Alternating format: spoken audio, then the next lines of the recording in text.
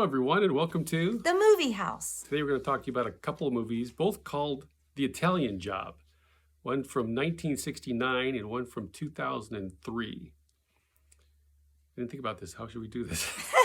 Well, we probably should start with the one that we watched first, Yes, which was that the makes sense. 2003 version, Right. starring Charlize Theron, Mark Wahlberg, Jason Statham,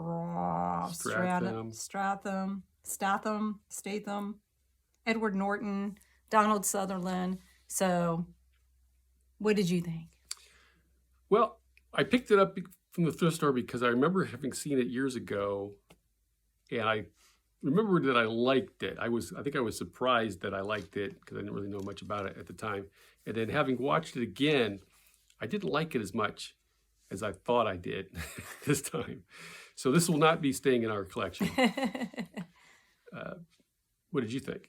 Well, I'd heard about it, but had never seen it, not even a glimpse of it on TV. So I liked the story, the idea of it, but to me it was pretty slow, and I wasn't really interested in the characters that much, and I should have been, Right. especially between Donald Sutherland and Charlize Theron, but I wasn't, and I thought it was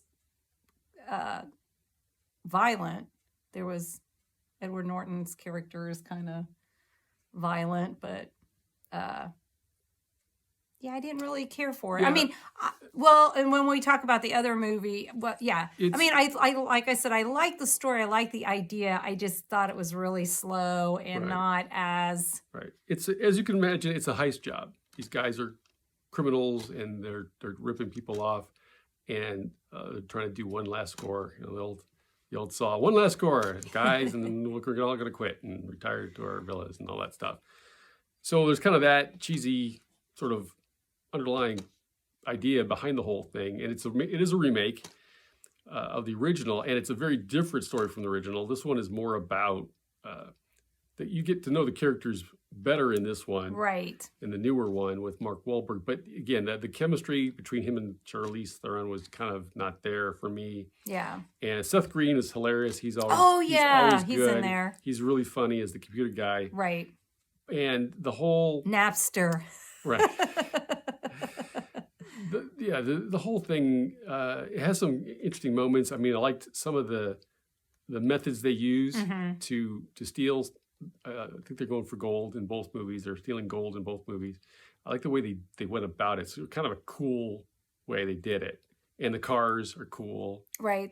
They're Fiats in this one. They're Fiats in the 2003 version. Yeah, it's a lot of chasing around in cars and stuff in, I think, Italy, right? In both. Yeah, because they're in Italy. Duh. And but yeah, the overall it didn't, like I said, it didn't flow as quickly as I remembered it, and it wasn't as snappy as I remembered it being, and so I didn't care for it. Yeah. Okay, so the Italian Job 1969 version we got from our local library stars Michael Caine, Benny Hill of all things, and a bunch of other people. Oh, Noel Coward. Noel Coward, yeah, the famous playwright. Yeah. And it's a very different story. It's a lot of the same names of characters, and it's in Italy, and it's a gold heist, but the reasons for it are very different, and the style is very different, clearly, because it's much older film. What did you think of the original 69? Well, I thought the original was funnier. Yes. Because you have Benny Hill in it. You have Right. Michael Caine. There's other people. So it was more, and it was more British. Right. In its humor. So, because the other one's more American. This is more British. So they had Mini Coopers as opposed to Fiats. But I thought it was faster paced. I thought the characters were more thought out.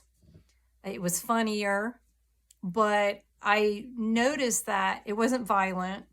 And I noticed too that it didn't really talk about how they were going to do this, Right. which the 2003 version really spent a lot of time. So you knew exactly what they were getting into, how they had to work out all these issues. But what was interesting, that all the technology in the 2003 version they didn't have available in 1969. Right. So all they had was the computer. So Right. that was really funny, because it's like, how are they going to do this? They don't have cell phones. They don't have this. They don't have that. And they're like, the computer. So you'll have to see it and compare. But I missed out. I want to see how they're actually going to do this. And they just did it. Right. And I liked the aspect of, okay, here's point by point, step by step, how we can make this happen. Right. And so you're missing that from the original. Yeah, I agree. And Michael Caine is a much stronger lead in the original version because he's Michael Caine. He's excellent. And you don't get to know the other players as well in the 69 version. It's pretty much Michael Caine, Noel Coward, and a couple other people, and a bunch of faceless guys who are along for the ride, essentially, literally along for the ride. And like you said, the technical aspects of the heist are just kind of ignored, and you're kind of not exactly sure how they're pulling this off as you watch it. So that was different. But Benny Hill was funny. Oh yeah. And I've never seen him in a movie, so that was interesting. Well, you Chitty Chitty Bang Bang. He's the toy maker. I don't like Chitty Chitty. I Bang love Bang, Chitty Chitty Bang Bang. I wiped that from my memory, apparently. Ian Fleming wrote Chitty Chitty Bang Bang, but the movie's much better than the book. Okay. You can't say that very often. I'll never read the book. It's not the same. So anyway, okay, I guess I've seen him in a movie before, but I don't remember him other than now in this one. So he was good in it. And like I said, it's kind of funny. He's the computer expert. Yeah.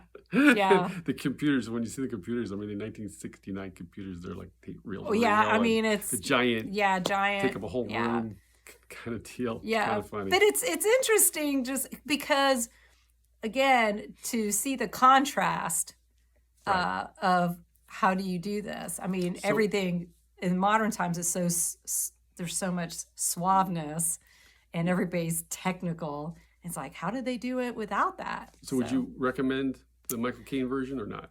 I if you want a good, fun Saturday, Sunday afternoon movie to watch, I would go with the Michael Caine one. I really didn't care for the more modern one.